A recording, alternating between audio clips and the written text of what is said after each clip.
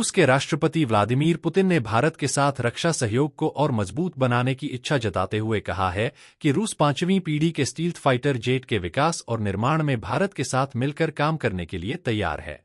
उन्होंने यह भी कहा कि रूस इस परियोजना से जुड़ी तकनीक साझा करने को भी तैयार है।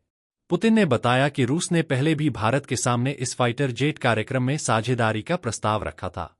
हालांकि उस समय भारत ने स्थिति का आकलन करने के लिए इंतजार करना उचित समझा, जबकि रूस ने इस परियोजना पर स्वतंत्र रूप से काम जारी रखा।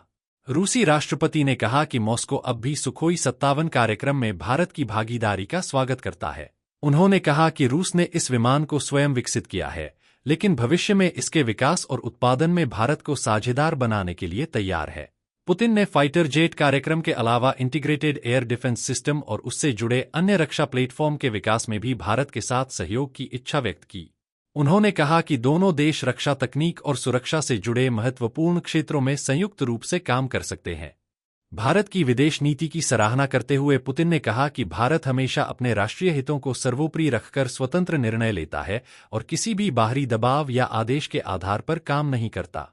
उन्होंने कहा कि भारत की संप्रभुता और रणनीतिक स्वायत्तता का दुनिया सम्मान करती है। पुतिन ने भारत और चीन के संबंधों पर भी टिप्पणी करते हुए कहा कि रूस दोनों देशों के द्विपक्षीय मामलों में हस्तक्षेप नहीं करेगा।